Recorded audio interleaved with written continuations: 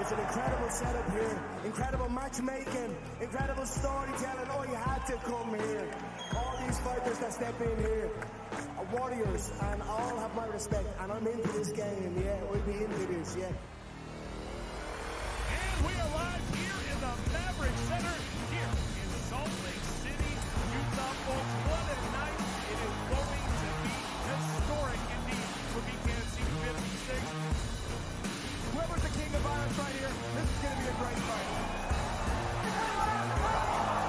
Early on the top, right hand from my boy, double jab. Who's the king of violence? Combat fighting in its purest form, bare knuckle fighting in the city of angels. 80 seconds remaining. We've got the biggest announcement in the BKFC history we're about to make, so let's make that announcement. What's up, Knucklemania? The notorious Conor McGregor here. Ladies and gentlemen, the huge announcement that I have for you today. Conor McGregor, myself, and McGregor Sports and Entertainment is now an owner of Bare Knuckle Fighting Championship. Welcome to the big leagues. David Feldman, baby, we did it. He's now an owner of BKFC with us, and we're going to take this motherfucking thing all the way to the top now.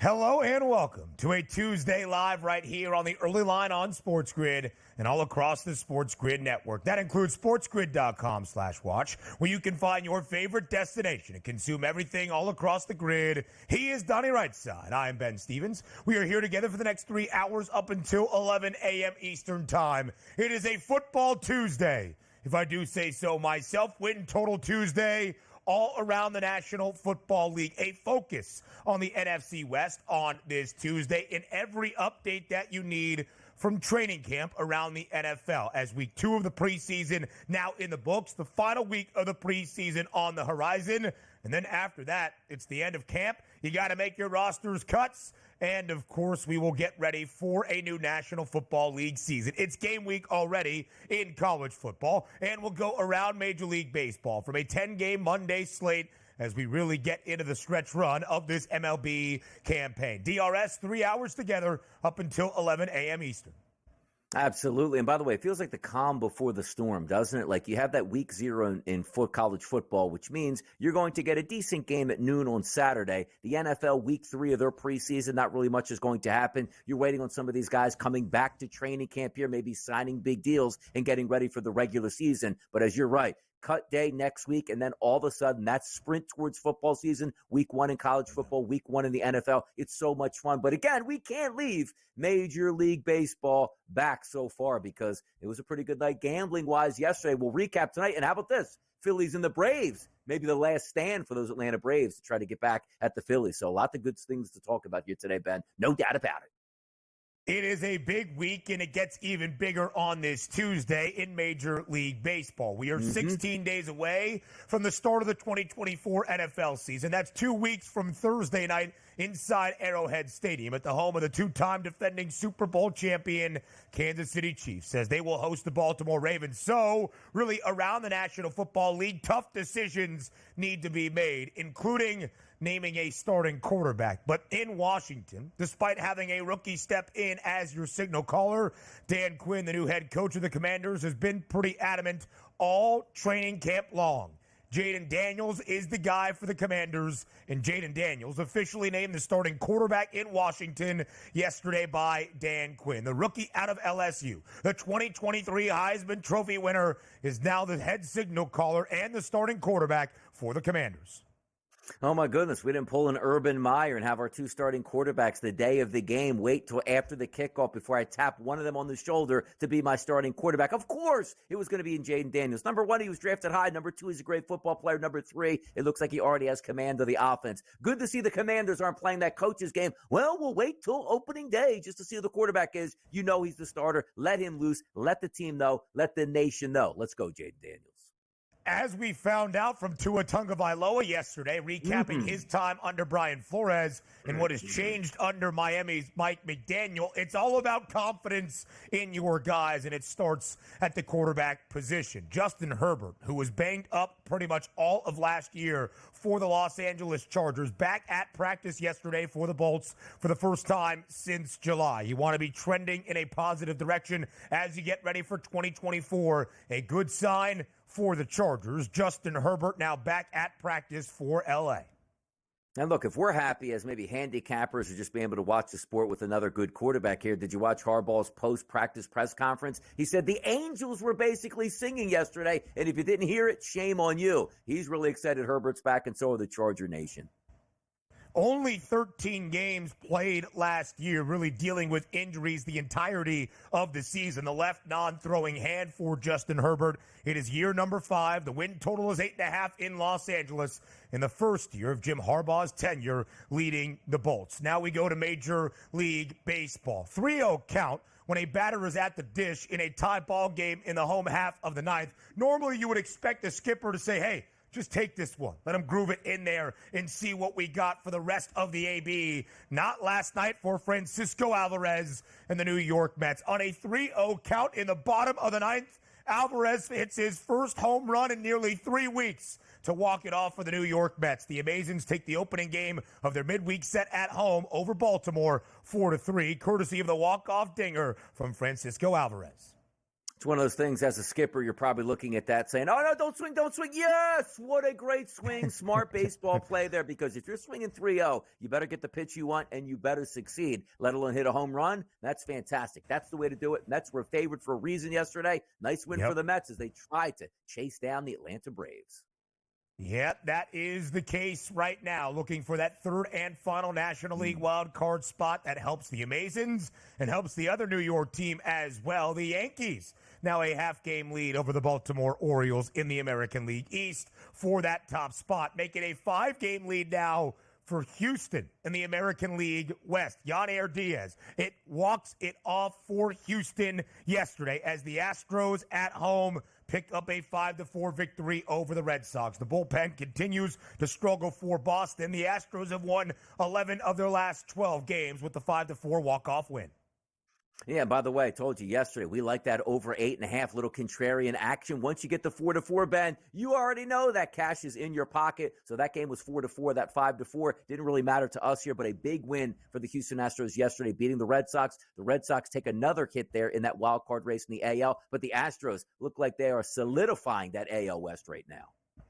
A 5-game lead for Houston. Boston falls back by 4.5 games behind Kansas City as the Royals get a 5-3 victory yesterday to start off their midweek set. It's a 5-game lead in the American League West for the Stros because the Mariners continue to struggle post-All-Star break. Seattle blanked yesterday on the road in Los Angeles against the Dodgers. In fact, it was scoreless until the home half of the 7th. A Max Muncy home run followed a Gavin Lux home run. All 3 runs scored for the Dodgers in the bottom of the 7th. Seattle continues to struggle offensively. The Dodgers win game 1 of this midweek set. They were a minus 136 moneyline home favorite.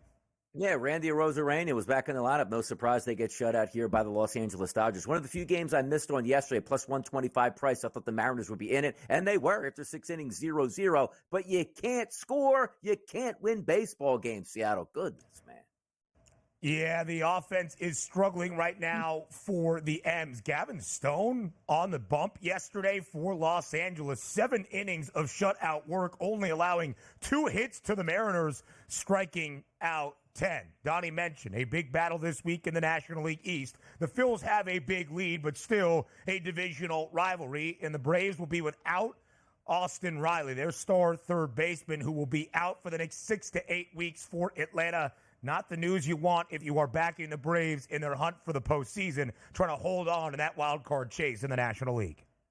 Pretty simple playing the Braves now. Just walk Marcell Ozuna. I don't know who else is going to be able to do the damage here for that lineup, but they just never had a chance, the Atlanta Braves. From day number one, all of these injuries taking place, it's a shame because it feels like a wasted season, and I don't think they're going to be able to make, I don't want to say make the playoffs because they might get passed by the Mets here, but you can't just take this many good players off of a roster and expect to compete here long term. Tough scene for the Braves this year. Game and a half lead for Atlanta. They were minus 480 to make the National League postseason yesterday. That's a game and a half lead over the Mets, who won yesterday. The Giants beat the White Sox. They are back by 3.5 games. Donnie is fired up. We are about to enter the final Grand Slam of this year in tennis at the United States Open up in Flushing. But before we do that, the Masters 1000 event yesterday in Cincinnati. Aryna Sabalenka claims a victory in the women's draw. Jannik Sinner gets a victory in the men's draw. We told you Francis Tiafoe might be able to pull up the upset. Tisk, tisk, Joe Frizo, our tennis aficionado. Jannik Sinner atop in Cincy. Yeah, and by the way, if I am commissioner of tennis, we wipe out all of these tournaments and just play the majors. What's the use of it? Does anybody even watch these other tournaments? You know what, that headline right there, I'm not even so sure they played. You could have just put that up there like as a simulation saying, you know what, this is what would have happened. Let's just get the majors. U.S. Open, let's go. The U.S. Open starts next Monday. Carlos Alcaraz is the favorite on the men's side. Aryna Sabalenka, the favorite in the women's draw. More on the early line up next.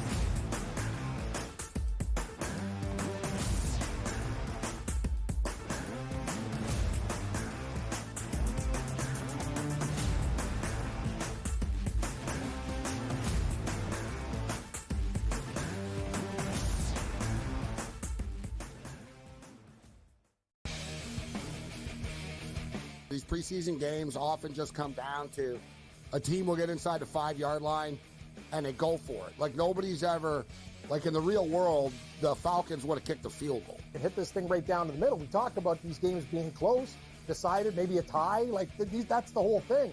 You talked about it, Merrill. These lines are moving like not just 1 or 2 points. Like this is significant stuff. Sports Rage tonight, only on SportsGrid.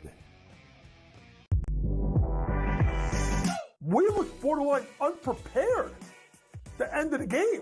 We didn't know how to match up. We didn't know how to switch that at half court. And when Gabby Williams got the ball, hit that long three to funnel her to the basket to keep that is on the staff, but it's also the fact that we did not think we were in that or going to be in that situation. Betting above the rim, only on SportsGrid. Hey, let's say it comes down for Matt Kuchar in the FedEx Cup ball. Let's say he doesn't make a cut, and it comes down to one shot. And that's a good point. And he keeps his card for the top 125 because he did make the jump from, I think it was 113 to 103. So he made a 10-spot jump. So he's got, 17, or let's see, that was not good math. He's got about 20. The Smiley Show, only on SportsGrid. It feels like everybody's running to Houston, and that worries me a lot. The expectations for this Texans team, given where they were a couple of years ago, is kind of scary, is it not? I was at least looking for a number. I think the best one I found was plus 850. And then Super Bowl-wise, I think it was 16-1. I think if they make it, they would probably be the favorites. Game time decisions, only on SportsGrid.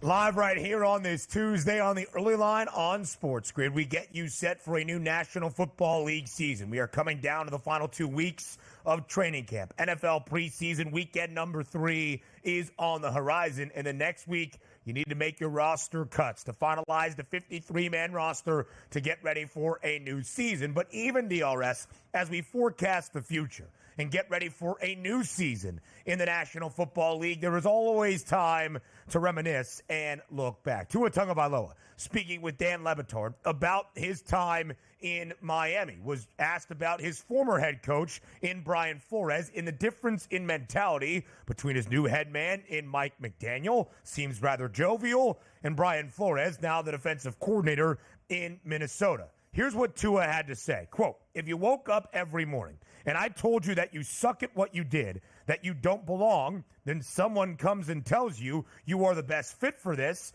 how would it make you feel? Donnie, how would it make you feel if every day we welcome in the early line and I said, here's my co-host, Donnie Rightside, he sucks, and then Dubs Anderson filled in on Friday and he said, welcome into the early line, mate. Donnie Rightside is here, and he looks pretty good. How would it make you feel? I feel like I got a little Brian Flores in me, by the way. Like, I feel like that would be my coaching style. Everybody is terrible. Yeah. Hey, you threw for 350 yards and 3 touchdowns, but that second quarter, that blitz pickup that you did not get over there and took the sack, that's really hampering the efforts. But we understand this. There's always that even line. We've all had coaches out there. There's a right time to kick your player in the rear, and there's a right time to grip him up and tell him that everything's going to be okay. You're doing a great job. Keep up the good work here. But it feels like the Brian Flores move in Miami when Tua Tagovailoa came on board, it was like he must have, before the draft, just like, you can't give me this player. Don't you give me this player. Oh, no, I just wound up with this player. Like, what would be the goal of you picking a franchise guy in the top 10 and saying, even if you didn't agree with the pick, I'm going to sabotage this guy's career and hopefully I'll get fired because of it as well? It just doesn't make any sense. Once the players are on your team, it's your job to coach them up and make them feel like they can run through a wall for you. The fact that a quarterback who's young and is basically building on confidence that you're tearing down every day is a wild scene. But that's what happens sometimes in the NFL, Ben. Some guys aren't long for the head coaching position. Eric Bieniemy must have been a wonderful coordinator, but he can't relate to the players and be a head coach. That's why he never got a chance. Brian Flores, who we thought was going to be a great head coach in that move from New England down to Miami. And you said, well, wow, why didn't this work out? Well, if you're sabotaging your own superstar players, you're not going to get another job in the NFL. It's simple as that. And by the way, like when Tua Tagovailoa shows up, I never met the guy in person, but just watching and him being around all those athletes at Alabama, he just looks like one of those guys, nice guy you want to hang out with, family man, takes care of business, and can be an elite player on the field. How could you try to sabotage that when he's your own player? It wasn't you like, hey, I'm the defensive coordinator for the Raiders. I'm just going to call Tua every day and try to sabotage his psychology. Yeah. But his head coach doing this, it's such a wild scene, and it's crazy that Tua even brought that up to an extent he did. I like the freshness there, saying, you know what? My other coach was bad. I love my coach. Here's the two differences. One said I was terrible. One built me up. Now I got a big contract. Which one worked out in my favor? So good for Tua.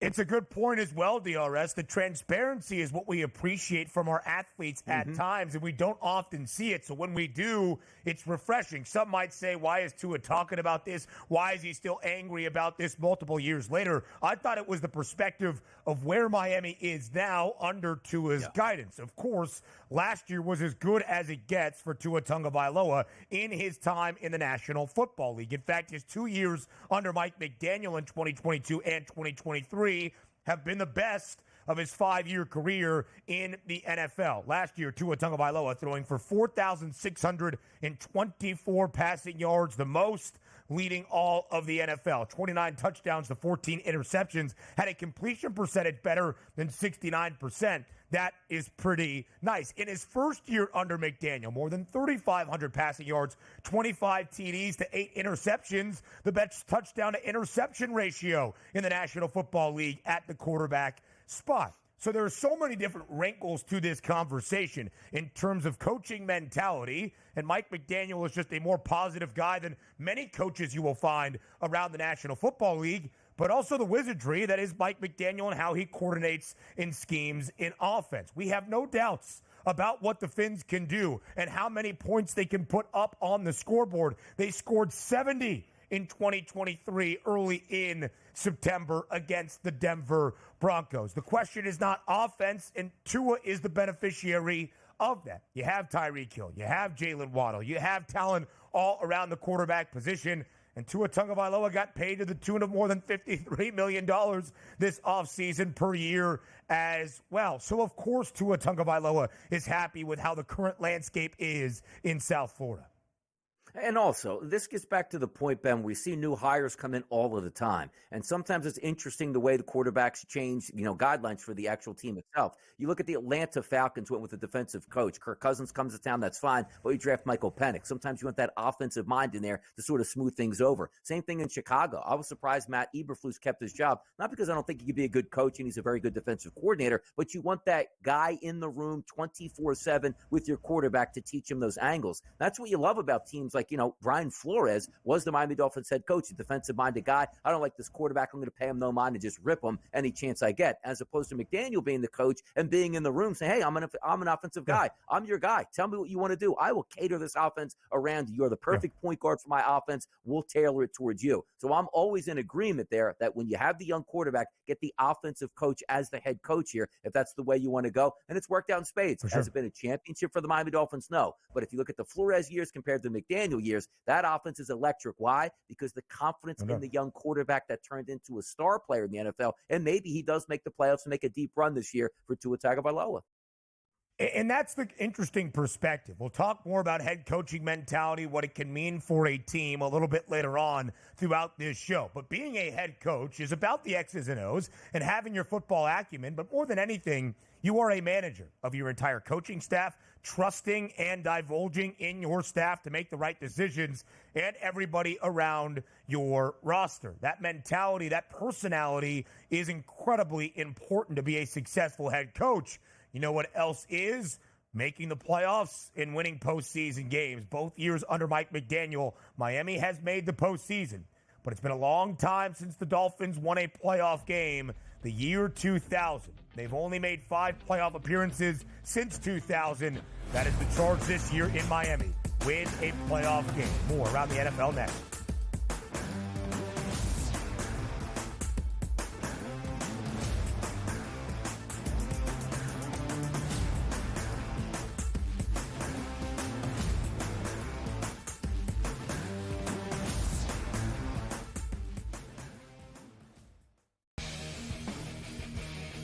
These preseason games often just come down to a team will get inside the 5-yard line and they go for it. Like nobody's ever, like in the real world, the Falcons would have kicked a field goal. And hit this thing right down to the middle. We talk about these games being close, decided, maybe a tie. Like that's the whole thing. You talked about it, Merrill. These lines are moving like not just 1 or 2 points. Like this is significant stuff. Sports Rage tonight, only on SportsGrid. We looked borderline unprepared the end of the game. We didn't know how to match up. We didn't know how to switch that at half court. And when Gabby Williams got the ball, hit that long three to funnel her to the basket to keep that is on the staff, but it's also in the fact that we did not think we were in that or going to be in that situation. Betting above the rim, only on SportsGrid. Hey, let's say it comes down for Matt Kuchar in the FedEx Cup ball. Let's say he doesn't make a cut, and it comes down to one shot. And that's a good point. And he keeps his card for the top 125 because he did make the jump from, I think it was 113 to 103. So he made a 10-spot jump. So he's got, 17, or let's see, that was not good math. He's got about 20. The Smiley Show, only on SportsGrid. It feels like everybody's running to Houston, and that worries me a lot. The expectations for this Texans team, given where they were a couple of years ago, is kind of scary, is it not? I was at least looking for a number. I think the best one I found was plus 850. And then Super Bowl-wise, I think it was 16-1. I think if they make it, they would probably be the favorites. Game time decisions, only on SportsGrid.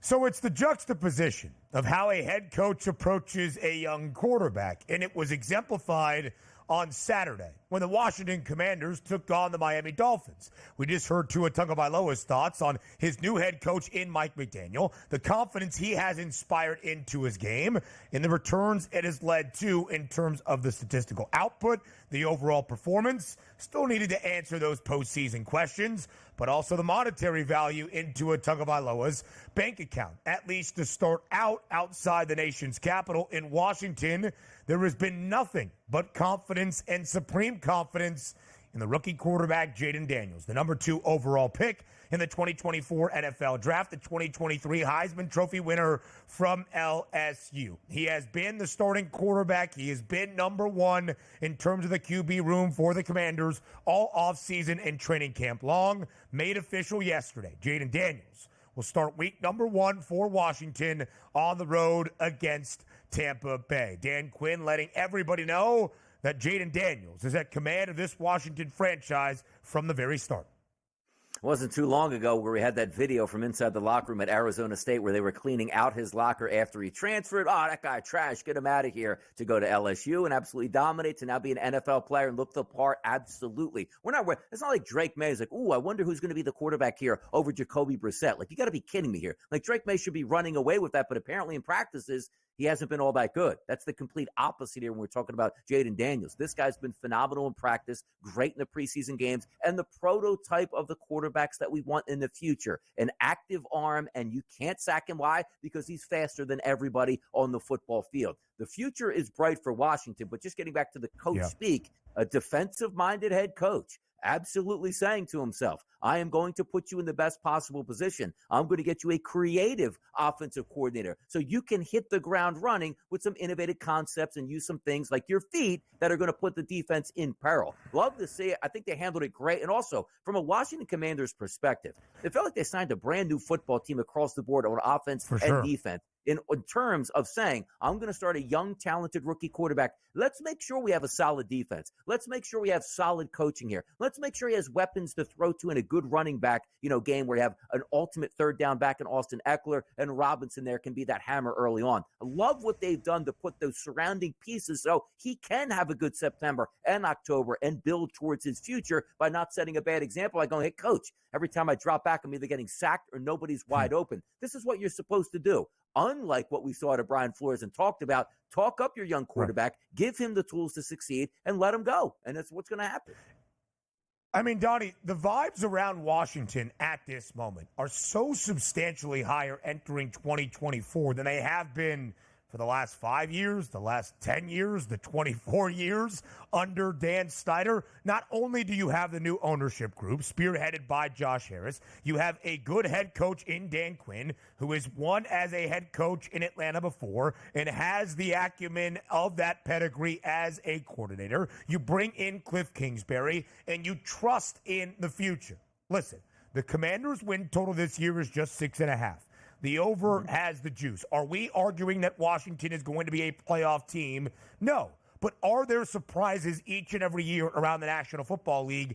Yes, and I would keep an eye on the Commanders to make a relative amount of noise. Even 8-9 would be a wildly successful year under a rookie quarterback with a new head coach, new OC, entirely new coaching staff, and a reinvented roster as well. You would feel great at the end of 2024, entering 2025 with Jayden Daniels in command. He has the second best price to an offensive rookie of the year at 6-1 behind Caleb Williams, the number 1 overall pick, who is a plus 120 favorite. 16.5 is the passing touchdowns prop for Daniels. His passing yardage prop from the season-long perspective, just over 3,000 yards. And as we have seen, DRS, one possession against the Jets in his preseason debut. Looked pretty good. 2 of 3, 45 yards. A dropped-in dime to De'Ami Brown. A rushing touchdown last week against Miami on Saturday. 10 of 12 in 2 drives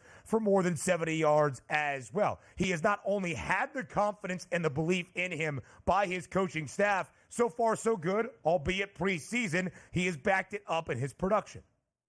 Yeah, and he doesn't have to be the end-all, be-all that football team, as we stated. They surrounded him with a quality team, a quality head coach, and a quality offensive coordinator where he can make those wow plays during the game that can make the difference, as opposed to, he just made a wow play, Ben, down 31-3 in the fourth quarter. They'll be competitive, which is saying a lot in that division where the Giants, we don't know if they're going to be competitive, question marks around the Cowboys, and then the Eagles sit up top. I'm looking forward to Washington. Major League Baseball recaps come your way next.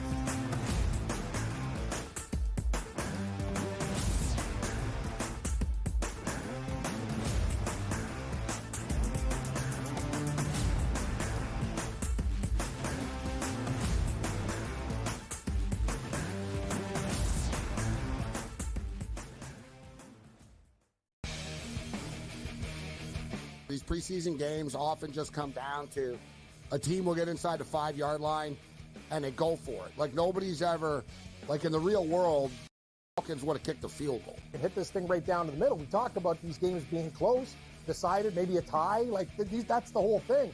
You talked about it, Merrill. These lines are moving like not just 1 or 2 points. Like this is significant stuff. Sports Rage tonight, only on SportsGrid. We looked borderline unprepared at the end of the game. We didn't know how to match up. We didn't know how to switch that at half court. And when Gabby Williams got the ball, hit that long three to funnel her to the basket to keep that is on the staff, but it's also in the fact that we did not think we were in that or going to be in that situation. Betting above the rim, only on SportsGrid. Hey, let's say it comes down for Matt Kuchar in the FedEx Cup ball. Let's say he doesn't make a cut, and it comes down to one shot. And that's a good point. And he keeps his card for the top 125 because he did make the jump from, I think it was 113 to 103. So he made a 10-spot jump. So he's got, 17, or let's see, that was not good math. He's got about 20. The Smiley Show, only on SportsGrid. It feels like everybody's running to Houston, and that worries me a lot. The expectations for this Texans team, given where they were a couple of years ago, is kind of scary, is it not? I was at least looking for a number. I think the best one I found was plus 850. And then Super Bowl-wise, I think it was 16-1. I think if they make it, they would probably be the favorites. Game time decisions, only on SportsGrid.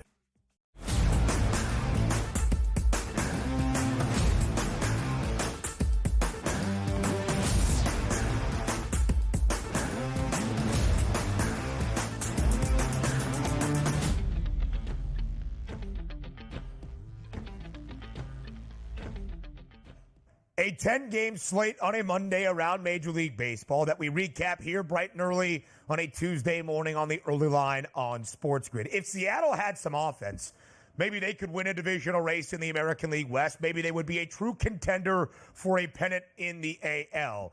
But Seattle doesn't have any offense. Blanked yesterday on the road inside Chavez Ravine by Gavin Stone and the Dodgers. LA wins the opener of this midweek set 3-0. They were booked as a minus 136 home money line favorite. A total of 8 stays well under. It's not like the Dodgers were lighting up the scoreboard yesterday. They scored 3 runs. It was a Gavin Lux solo shot in the home half of the 7th, followed 2 batters later by a Max Muncy 2-run home run. That was the only offense for the Dodgers. All 3 runs contained to that 7th inning. But the story more so, DRS, is on the Mariners' side of things. An inability to close any ground here after the All-Star break on the surging Houston Astros. Seattle shut out yesterday by Gavin Stone, who goes 7 innings of shutout work, allowing just 2 base knocks and striking out 10. The Mariners now 5 games back of the Astros atop the American League West.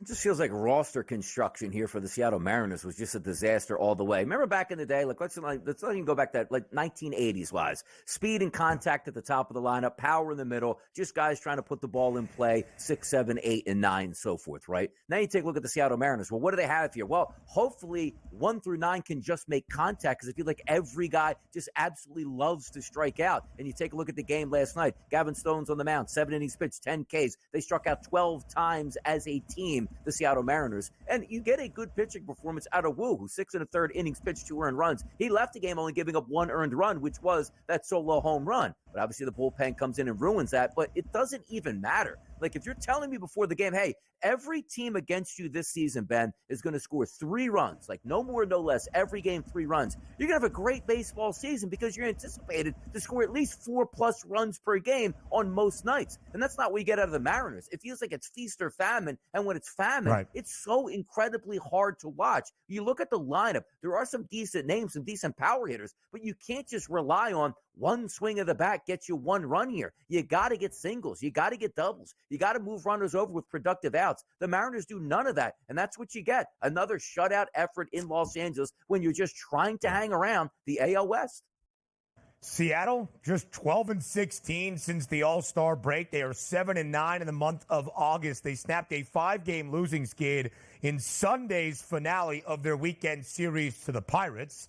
They lost that series to the Buccos. They have now dropped 6 of their last 7 games. We'll talk about the Astros in just a little bit, but Houston is surging. They have 11 wins in their last 12 games to open up that 5-game margin in the American League West. The Dodgers have been pretty consistent as of late. They've won 7 of their last 10, which is good because they're just trying to hold off the Padres and the Diamondbacks in the National League West. Michael King and crew yesterday in San Diego, and Michael King continues to deliver at the bump for the Padres. Allowed 2 earned yesterday, but he's given up 2 earned just twice since the start of June. Make that 13 starts in a row as the Padres win the opener of their midweek set over the Minnesota Twins yesterday at home.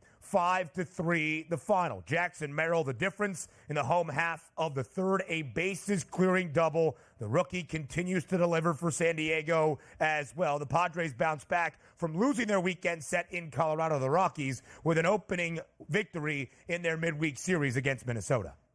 Certainly a team to watch, no doubt about it, are the Padres. What did you like yesterday? Because forget about the players at the plate, which I like their lineup. It's pretty talented 1 through 9. But the pitching performance that you get out of King, a young pitcher coming over in the trade for Juan Soto, 11-6 now in the season, 6 innings pitched, 2 earned runs, a 3.18 ERA overall. But what did the San Diego Padres do, Ben, at the trade deadline? Fortified that bullpen. So King comes out of the game giving up 2 earned runs, and what do you get the rest of the way here? Adam Scott and then Suarez did give up 1 when it was really out of reach there in the 9th inning. But that's what you look at, the 2.09 for Adam.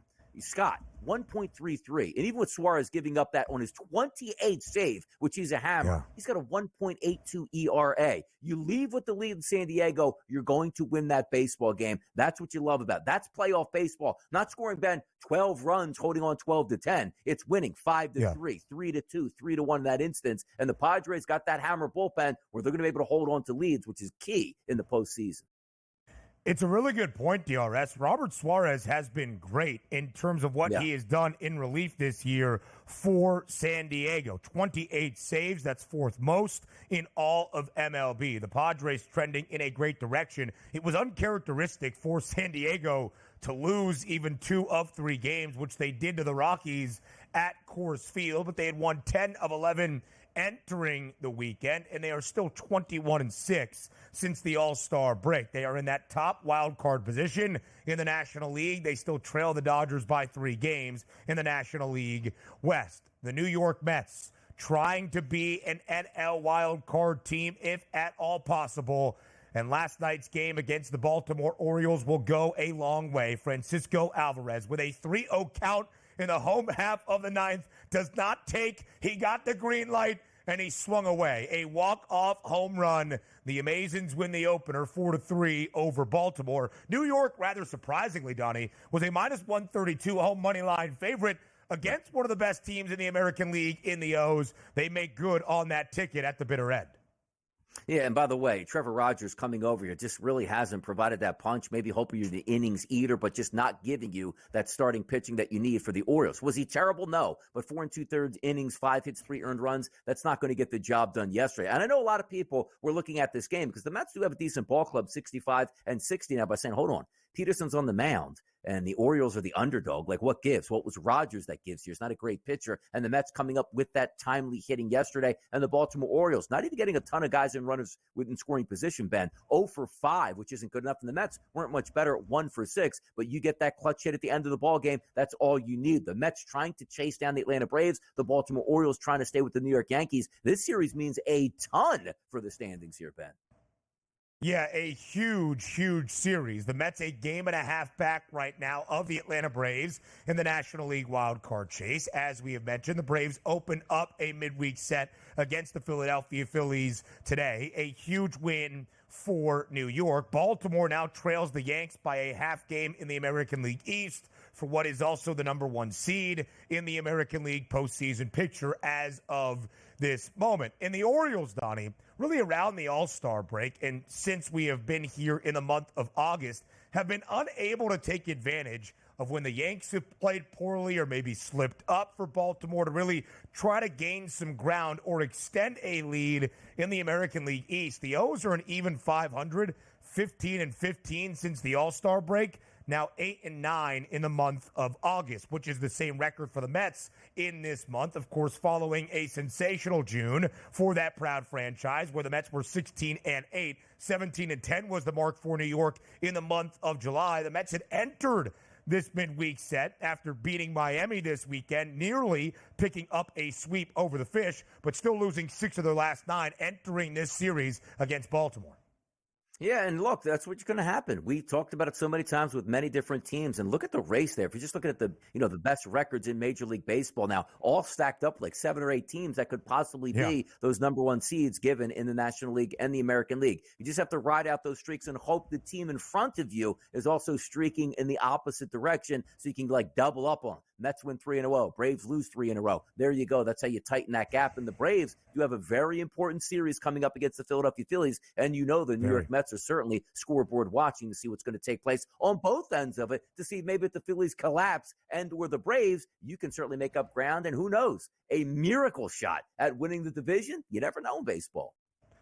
The Phils a 7-game lead in the National League East. They start that series in Atlanta today. What a pitching matchup it is going to be. Zach Wheeler against Reynaldo Lopez for the Braves. The Phils actually a slight road favorite as of this moment. More for Monday in MLB next.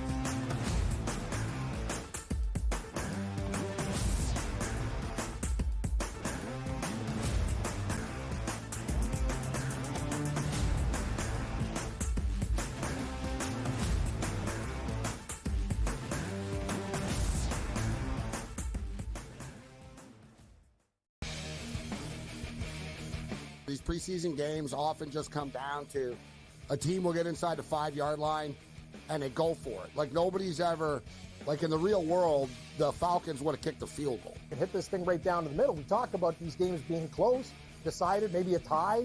That's the whole thing.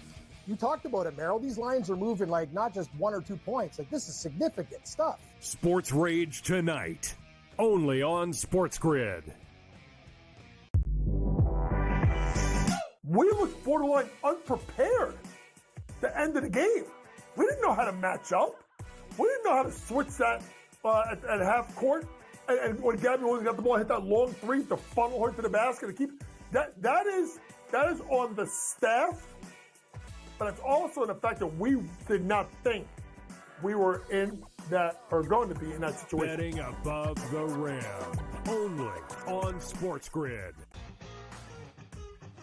Hey, let's say it comes down for Matt Kuchar in the FedEx Cup ball. Let's say he doesn't make a cut, and it comes down to 1 shot. And that's a good point. And he keeps his card for the top 125 because he did make the jump from, I think it was 113 to 103. So he made a 10-spot jump. So he's got, 17, or let's see, that was not good math. He's got about 20. The Smiley Show, only on SportsGrid. It feels like everybody's running to Houston, and that worries me a lot. The expectations for this Texans team, given where they were a couple of years ago, is kind of scary, is it not? I was at least looking for a number. I think the best one I found was plus 850. And then Super Bowl-wise, I think it was 16-1. I think if they make it, they would probably be the favorites. Game time decisions. only on SportsGrid.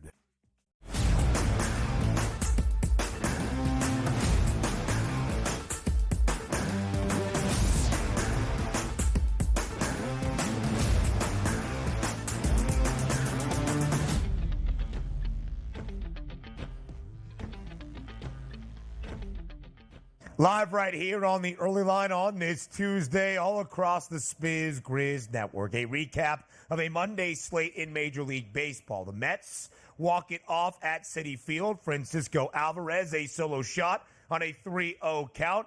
Yainer Diaz, also a solo shot to walk it off for Houston at home. The Astros come back. They were down 4-2 entering the home half of the sixth. They rally to walk it off at home in H-Town against the Boston Red Sox. They were a home favorite, close to $1.50 price. Yusei Kikuchi, another big victory for the Astros. Not a win for him, but Houston has won all 4 of the starts that he has now made as a member of this Astros starting staff. Make that 11 wins in their last 12 games for the Astros to propel Houston to a 5-game advantage atop the American League West.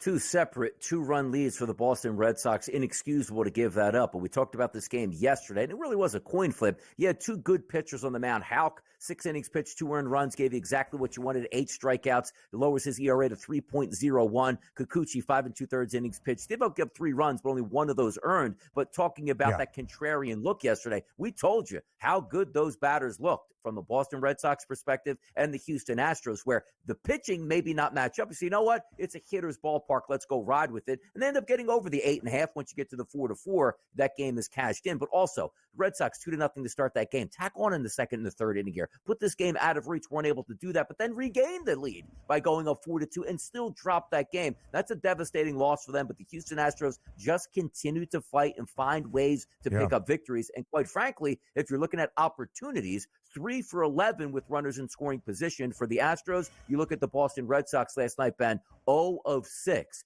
Cash in on those opportunities, win a baseball game. But once again, get up 2-0, get up 4-2. You got to win that baseball game. Credit Houston for coming back and pulling that one out. The Red Sox now just 8-9 in the month of August. At the All-Star break, Boston was 11 games above 500. They had a 2-game lead for the third and final AL wildcard spot over Kansas City. Now they trail the Royals by 4.5 games for that final wild card position in the American League postseason. Houston, now a 5-game lead over Seattle in the American League West. The Astros, 12 games above 500. They just keep adding on to what their best win percentage and record is all season long. That fork was broken and thrown in the garbage a long time ago. The Astros, who have played in 7... What? Spork? It's a spork now. Yeah. Yep. How do you figure? Now, hold on. Stop it. Do you know? You do know what a spork is? No, I know right? what a spork is. I had school lunches back in the day, but the spork is gone. You would still be able to stick a spork into something. No, but see, the fork got thrown out. They replaced it with a spork now. So now, like, we're ready for anything here for the Houston Astros. You want to have some soup? You want to eat some turkey? You're ready to go now. There you go. All right, now that was very witty. Somebody give me a picture of a spork up here. Yeah, come on. The cuff. Oh, and by the way, goodness. Ready for anything. Choose your own adventure for the Astros. That was good. It was off the cuff because you put me in a bad spot here because I was hoping you didn't know what a spork was. So once you said that you knew what a spork was, I had to pivot to be like, oh, no. Throw the fork out and get the spork. So there you go. DRS still crafty in his old age at this point. That was very good, DRS. That mind is firing, man. You're not losing any bit of that win. No. By the way, Houston, who has won 11 of its last 12, that includes a weekend sweep over Boston now 2 weekends ago. So the Astros 5-game up for that number 1 seed in the American League West. Houston, a team who has played in 7 consecutive American League Championship Series in the postseason. Seems like they are trending in that direction. It was uncharacteristic of the Diamondbacks to lose a baseball game. They lost 3 in a row this weekend in Florida against the Tampa Bay Rays. They were swept by the Rays. How would they bounce back on the road over Miami?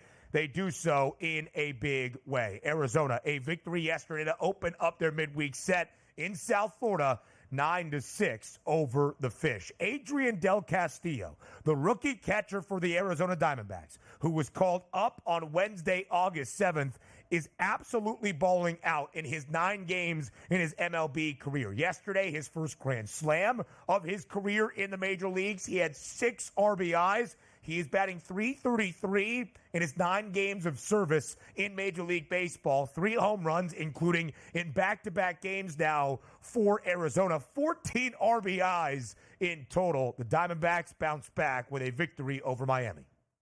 Look, we told you yesterday, sometimes in Major League Baseball in the month of August and September, you're going to get some gifts. Aller was on the mound, who is not a Major League Baseball pitcher, and the Marlins aren't looking to win any baseball games. So you should be able to take advantage of 4 2/3 innings pitched and 5 earned runs, which included a grand slam. And by the way, yesterday, I had a very good night in the home run market spread out across. What if I would have told you yesterday, Jake McCarthy, Jock Peterson, and Eugenio Suarez were on my card for home runs yesterday, and I played. I got 2 out of the 3, which includes a Jake McCarthy home run prop bet at plus 950 to hit a home run, and he hit a home run yesterday. Just fantastic in the DRS household yesterday. Sometimes you get it right. Last night was one of those nights in those games that you say, this pitcher shouldn't be good. We should score runs and hit home runs. It all happened last night, 9 runs for the D-backs.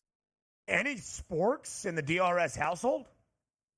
Now, we don't really have any sporks here. I guess when you go, like some restaurants give you the spork along with like the napkin, you know what I mean, and the knife in the bag. So I do appreciate when that does happen. Like very underrated product. By the way, are there like metal sporks out there? Like could you just like, you know what? Like the family just uses sporks?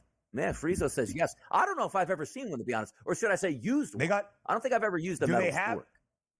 Do they, for a man in your older years, do they have sporks at the over 55 buffet?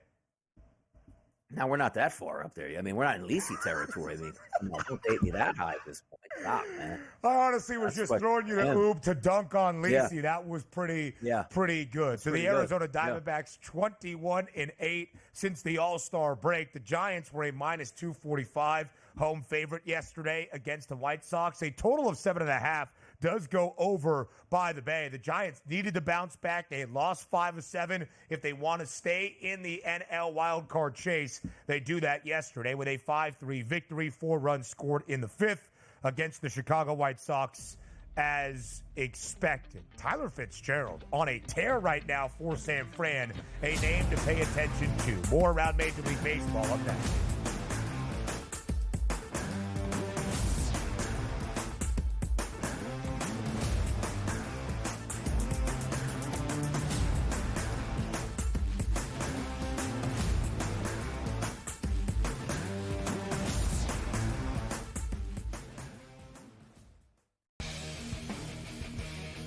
These preseason games often just come down to a team will get inside the 5-yard line and they go for it. Like nobody's ever, like in the real world, the Falcons would have kicked the field goal. And hit this thing right down to the middle. We talk about these games being close, decided, maybe a tie. Like that's the whole thing. You talked about it, Merrill. These lines are moving like not just 1 or 2 points. Like this is significant stuff. Sports Rage tonight, only on SportsGrid. We looked borderline unprepared to end of the game. We didn't know how to match up. We didn't know how to switch that at half court. And when Gabby Williams got the ball, hit that long 3 to funnel her to the basket to keep that is on the staff, but it's also in the fact that we did not think we were in that or going to be in that situation. Betting above the rim, only on SportsGrid. Hey, let's say it comes down for Matt Kuchar in the FedEx Cup ball. Let's say he doesn't make a cut, and it comes down to 1 shot. And that's a good point. And he keeps his card for the top 125 because he did make the jump from, I think it was 113 to 103. So he made a 10-spot jump. So he's got, 17, or let's see, that was not good math. He's got about 20. The Smiley Show, only on SportsGrid. It feels like everybody's running to Houston, and that worries me a lot. The expectations for this Texans team, given where they were a couple of years ago, is kind of scary, is it not? I was at least looking for a number. I think the best one I found was plus 850, And then Super Bowl wise, I think it was 16-1. I think if they make it, they would probably be the favorites.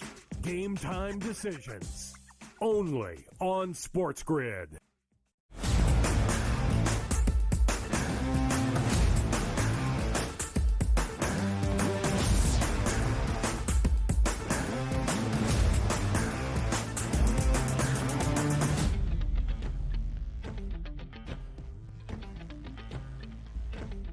So let's go around Major League Baseball from the biggest picture perspective we can have nearing the end of August. There's just over a month left of this regular season. As we detailed yesterday, every club around the bigs has less than 40 games remaining in the long marathon that is 162 of a regular season in MLB. And one of the narratives starting to emerge, the tight race at the top in terms of either league for the best record, for playoff positioning, and of course those races around MLB. As we look at the World Series odds, it's still a very similar story. The Dodgers a favorite, plus 350. The Phils back by less than $1.50 at plus 480. The Yankees plus 550. The O's plus 750. And the Astros now a 9-1 number. Donnie, really the big change over the last 2-3 weeks in terms of those World Series prices, it's the Astros moving up to that fifth best price, less than 10-1,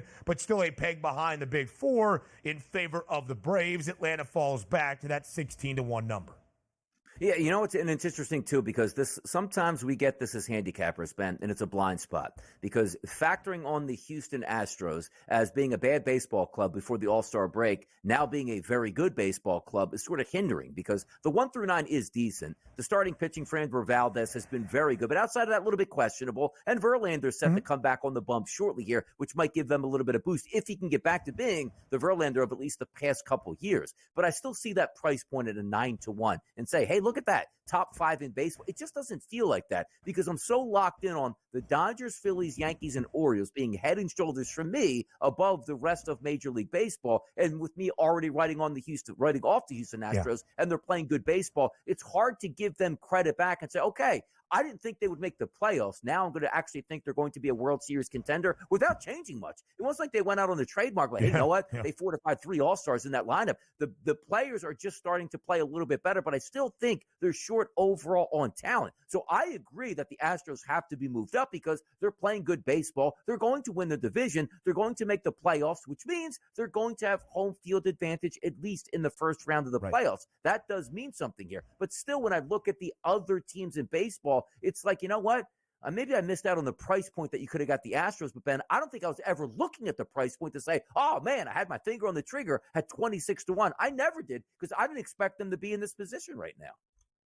Yeah, it's a really good point, DRS, and there still is a chance, a remote chance, but a chance. Houston 4.5 games back behind the Yankees for what would be the best record at this moment in the American League. That's how close the gap has become around baseball at this moment. Because we're not having a team run away with 100, 105, 110 wins as maybe we expected at certain points from the Phillies or the Dodgers or the Yankees off to a great start through the middle of June. Now, I still think the Yanks or perhaps the team that wins the American League East division is still going to be that number 1 seed in the American League. But it's not like, okay, Houston scraped by 5 games above 500 to win a bad American League West by a game over the Mariners. The Astros are propelling themselves now 12 games above 500 with that 5-game lead. The Yankees, O's, and Stros all separated by less than $2 for that best price in the American League pennant. The Yanks, the favorites, at plus 230. Baltimore at a plus 340 price, and Houston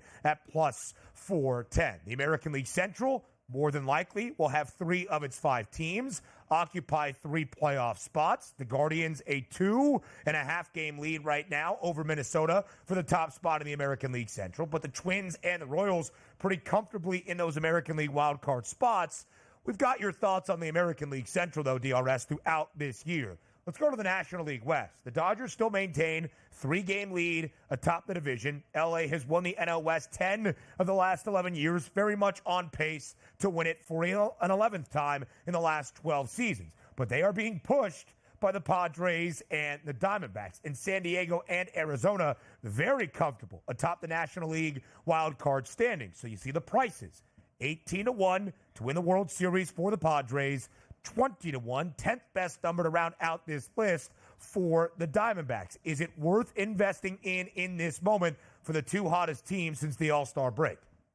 I think it is. If you remove the top four teams again, Dodgers, Phillies, Yankees, Orioles, and you take a look at the Astros and the Guardians, the next two teams, I wipe them off there along with the Braves at 16-1. The teams that I'm most interested in probably would be the Twins at 16-1, followed by the Padres and the Diamondbacks. Like taking a flyer on either the D-backs or the Padres just to stay hot and make the playoffs here, they're going to be a problem, and they're priced appropriately. And also, happens if they can actually pass up the Dodgers here and take that number one seed. You'd be getting a bargain right now. Let's see how they continue. But the Padres and Diamondbacks, I'm in it in the NL. It's going to be fun to watch. I think it's a time to truly buy in, and it is legitimate. Hour 2 starts next. You're on the early line.